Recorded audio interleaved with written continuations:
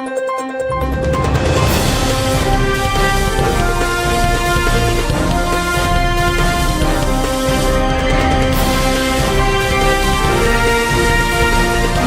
नगरी 24 तास न्यूज, रोखोक बातम्या आणि बरच काही.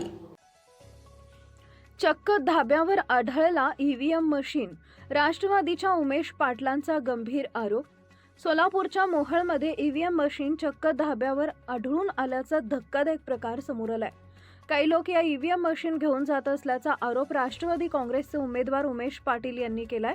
दरम्यान हा प्रकार उघडकीस आल्यानंतर प्रशासकीय यंत्रणेच्या कार्यक्षमतेवर मोठे प्रश्नचिन्ह उपस्थित केले जात आहेत. मोहोळ शहरानजीक असलेल्या हॉटेल स्वराज्य इथं या ईव्हीएम मशीन्स घेऊन जाताना पकडल्याचा दावा करण्यात येतोय. दरम्यान यावेळी 2 सीलबंद ईव्हीएम मशीन देखील आढळून आल्याची माहिती आहे. प्रकरणाचा सखोल चौकशी करण्याची मागणी. मतदानाच्या प्रक्रियेत पारदर्शकतेवर प्रश्नचिन्ह. मोहोळ मतदारसंघात जिल्हा परिषद निवडणुकीची रणधुमाळी सुरू असताना मध्यरात्रीच्या सुमारास एक वेगळाच प्रकार घडलाय. मोहोळ शहराजवळील एका हॉटेल आणि बारच्या परिसरात ईव्हीएम मशीन आढळून आल्यानं लोकशाहीच्या या उत्सवात खळबळ उडाली आहे. राष्ट्रवादी काँग्रेसचे उमेदवार उमेश पाटील यांनी हा प्रकार उघडकीस आणला असून त्यांनी या संबंधित व्यक्तींना जाब विचारलाय.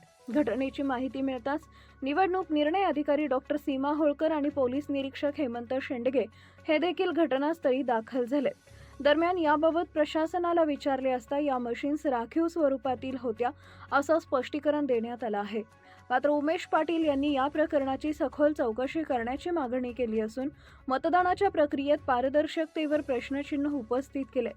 दरम्यान मोहोळचे तहसीलदार आणि सहाय्यक निवडणूक निर्णय अधिकारी सचिन मुळीक यांच्या माहितीनुसार लोकांनी अडवलेल्या मशीन या राखीव मशीन आहेत. त्यांचा वापर मतदानासाठी झालेला नाहीये. अद्यापही या मशीन सीलबंद स्वरूपातच आहेत. मतदान झालेल्या सर्व मशीन रात्री 10:30 पर्यंत स्ट्रॉंग रूम मध्ये जमा करून स्ट्रॉंग रूम सील करण्यात आली आहे, अशी माहिती मोहोळचे तहसीलदार सचिन मुळीक यांनी दिली आहे. बँकेचा नोटा छापायचा साचा पळवल्यासारखा हे पेटे म्हणजे या पद्धतीनं जर हे आणि माझ्या जिल्हा परिषद गटाच्याच आहेत, कुरुल जिल्हा परिषद गटाच्या, आणि हा त्या गाडीचा ड्रायव्हर कुठे त्याची गाडी लावली होती आणि हा इथं अधिकारी अरे